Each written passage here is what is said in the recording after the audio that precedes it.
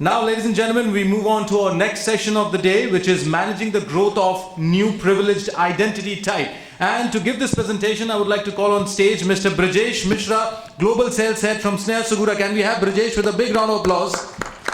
Brijesh, welcome to the dais, and looking forward to a fantastic session from you.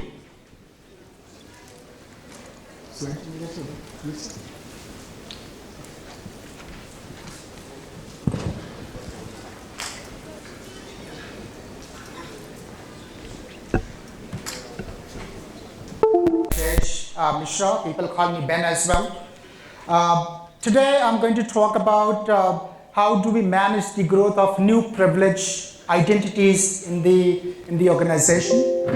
And before I actually go into the topic, let me talk about who I am and where I come from.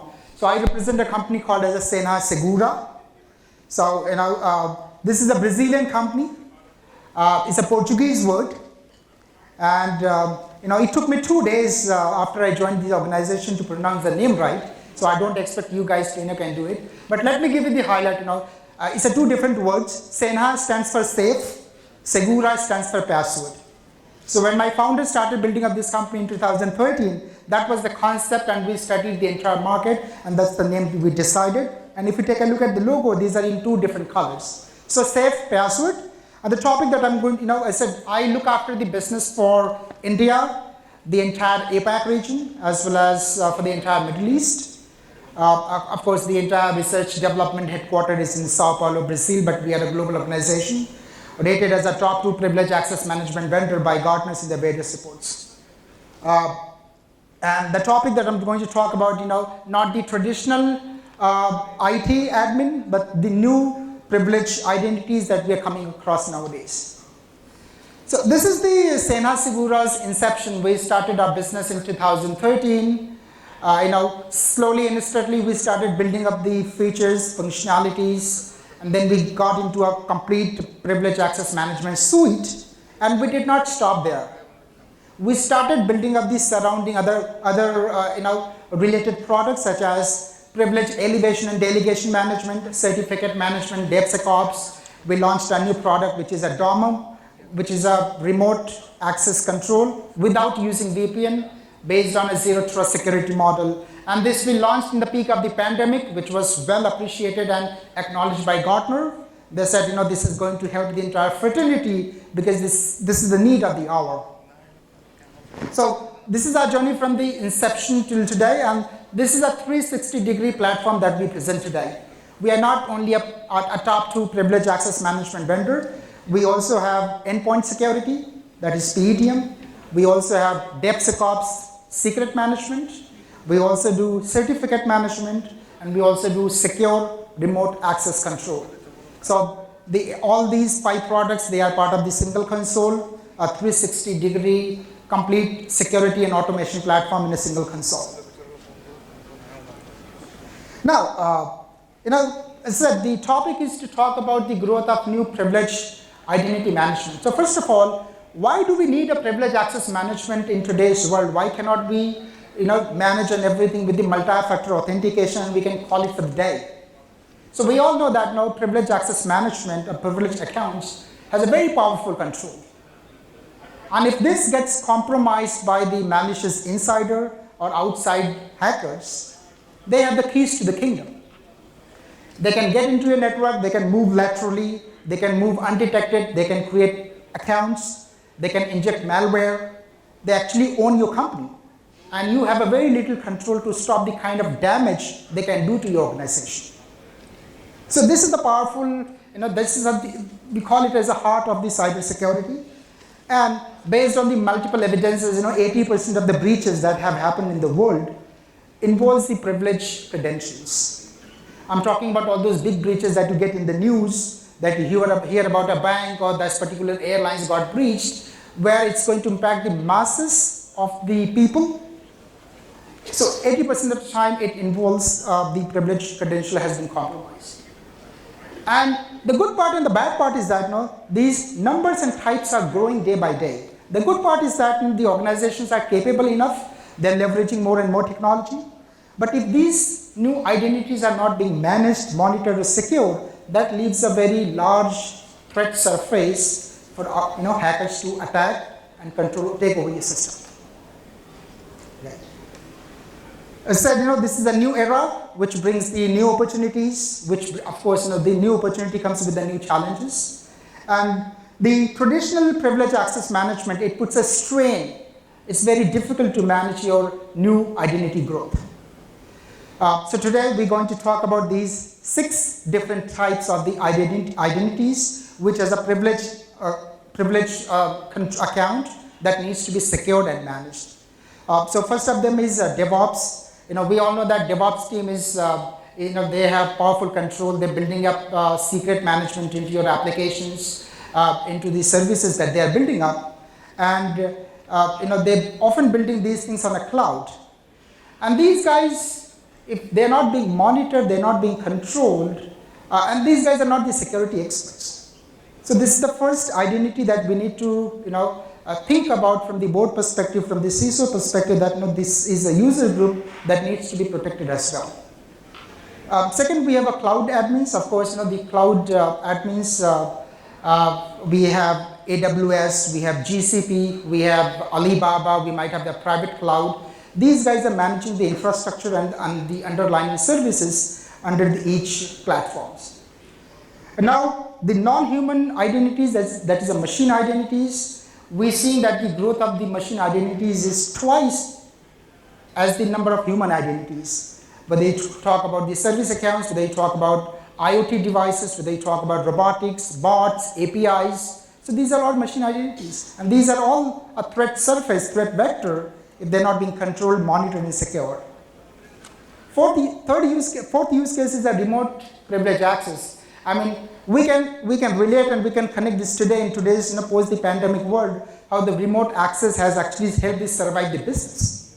People were accessing the infrastructure remote, and we need to make sure that the remote users and remote workers are getting a secure access, secure control to your network. And now, fifth one is the business users. So privilege access management or privilege account management is not only limited to the IT.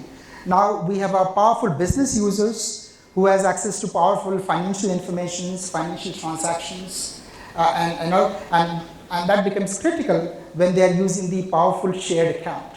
I'm talking about business users, not a typical IT admins.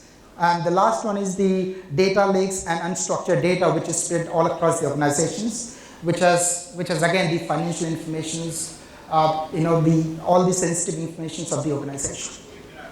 So we're going to drill into one by one, and then we talk about what we can do in order to secure and how can senhasegura help. How has senhasegura been helping the organizations to secure all of these 6 categories? As I said, these DevOps teams, they have a critical task to manage. They're building up a secret management.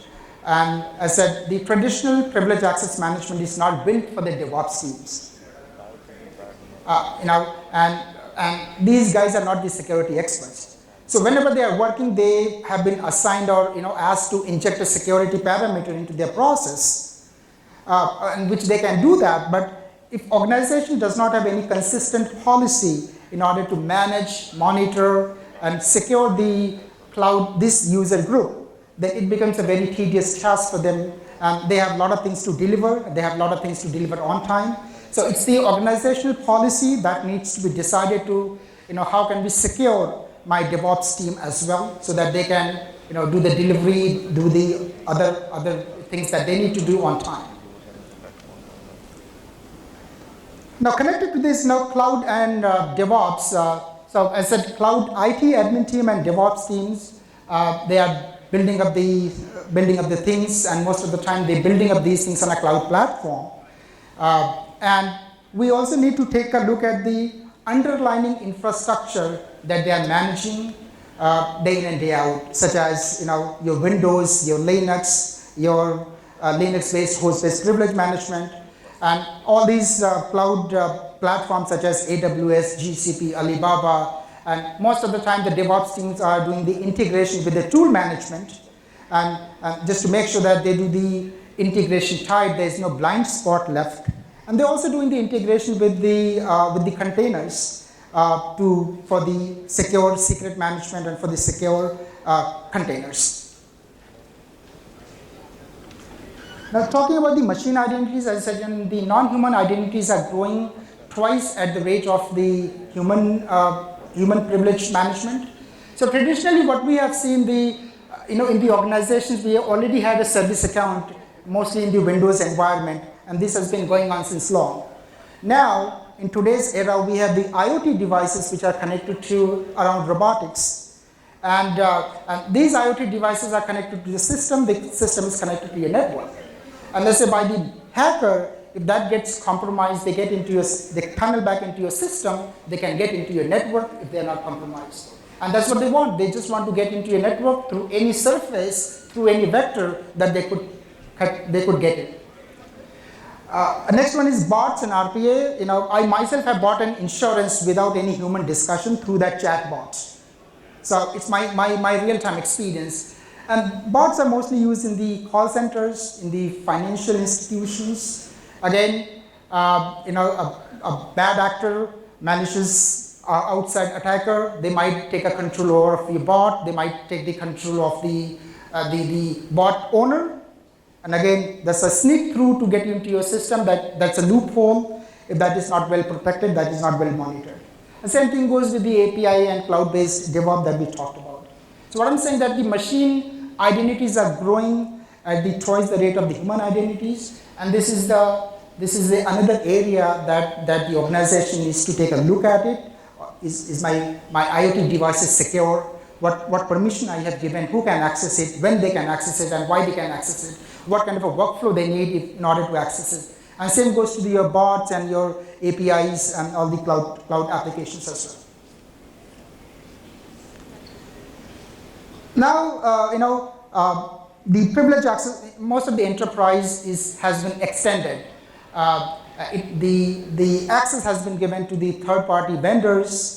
Your managed service providers are getting access to your system. Your external users are getting access to your systems, and this access is not coming from your network.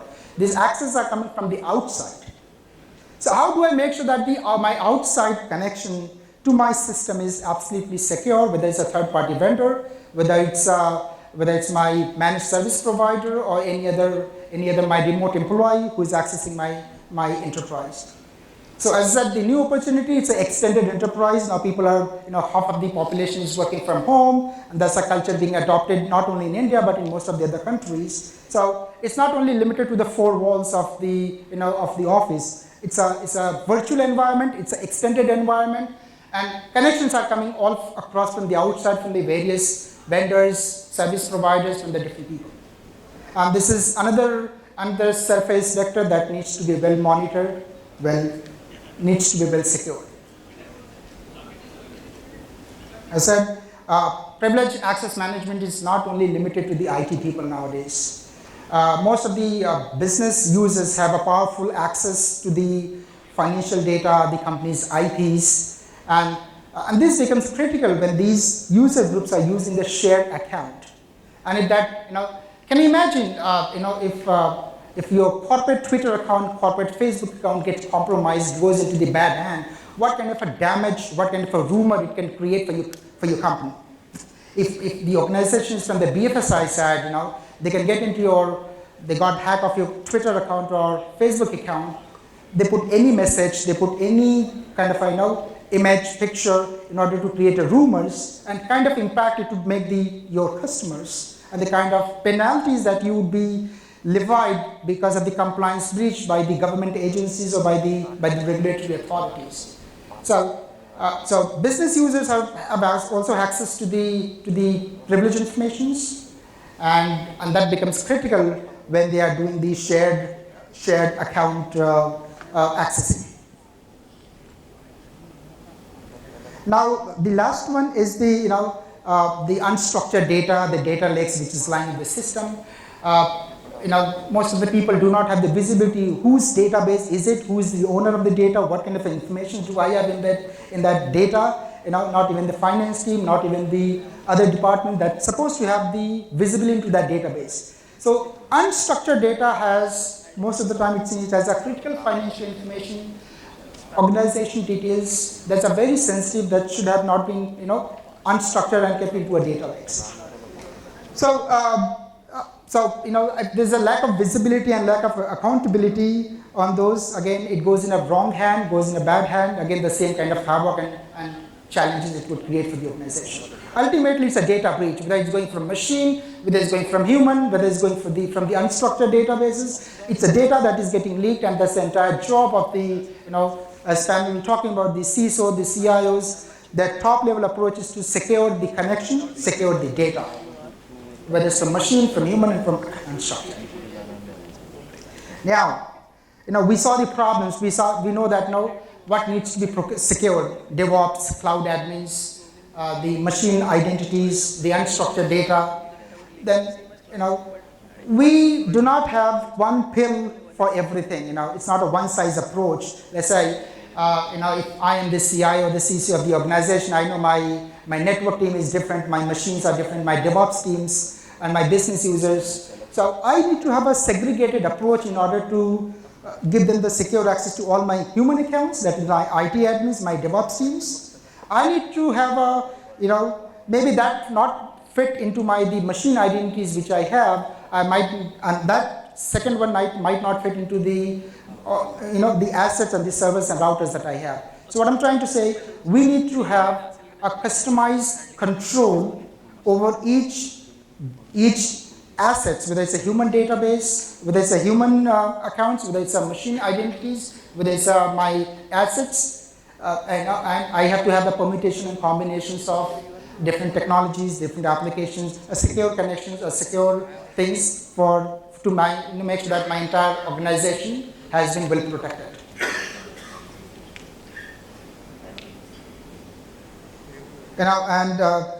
Strong governance model is essential for PAM. The entire job of a privileged access management is only 3 things.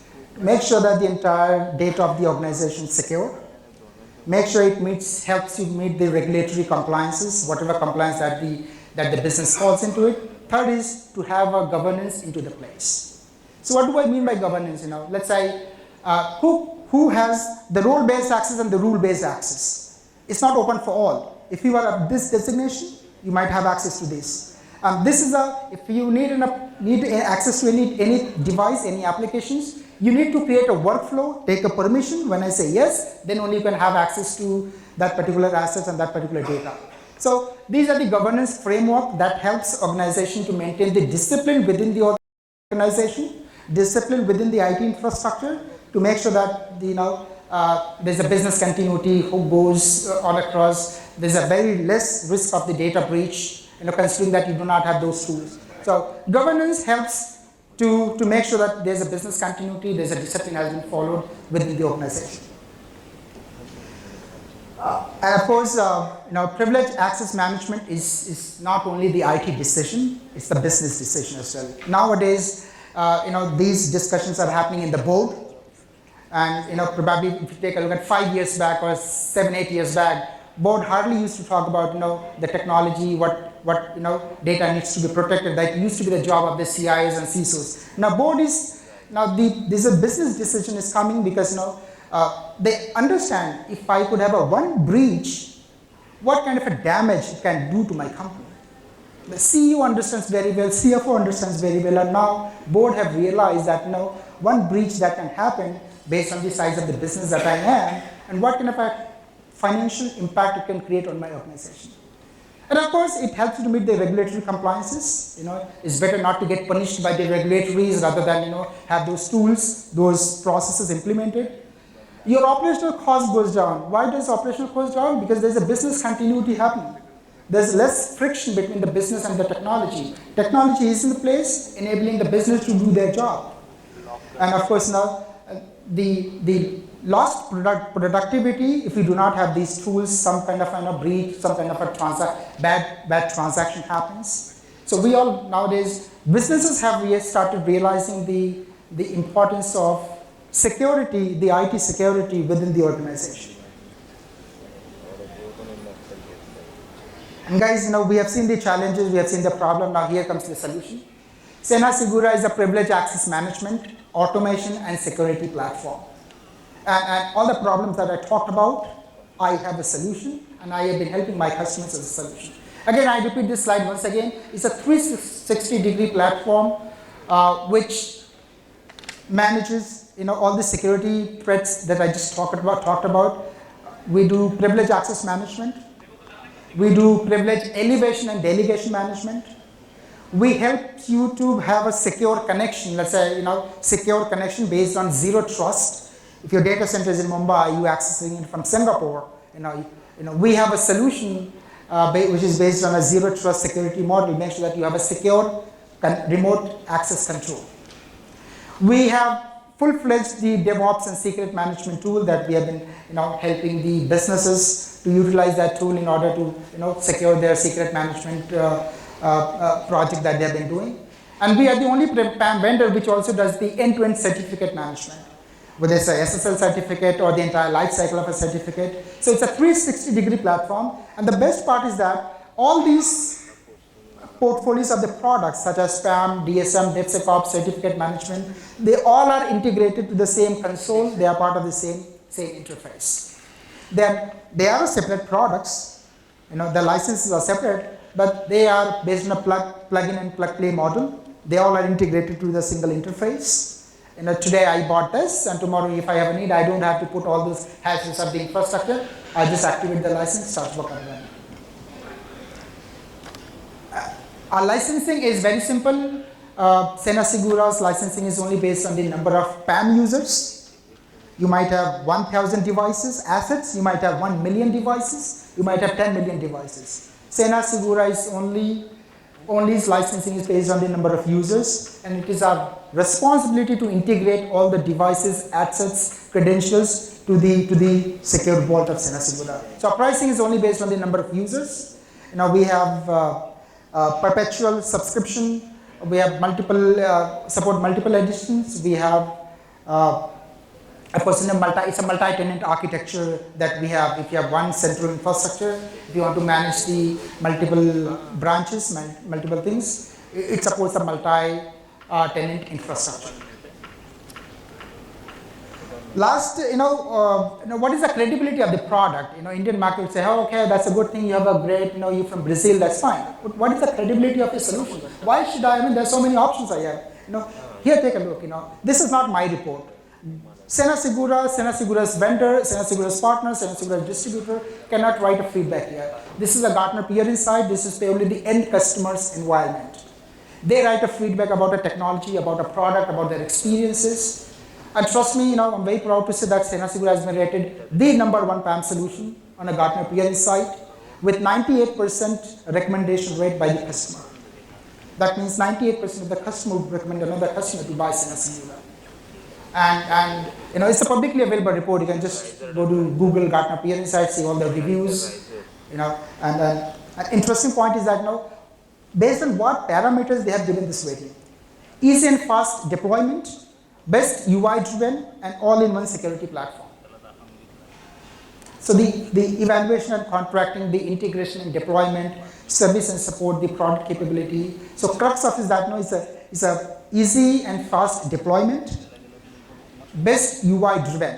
So I have seen a product, top vendors have been replacing after spending $500,000 into the project. They say, why?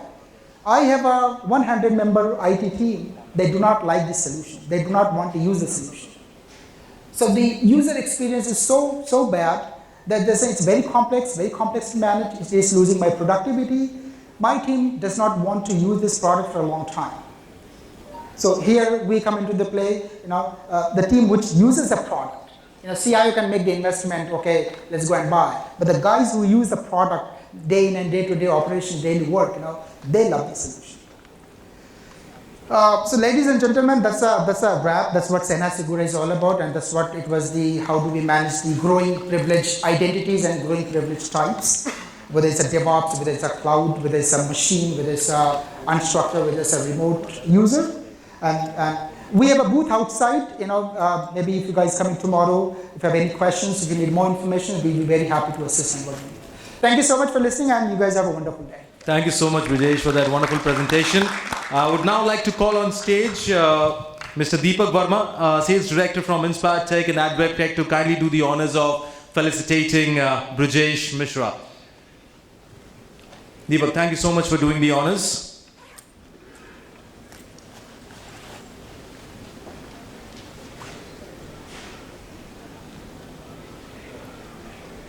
Thank you.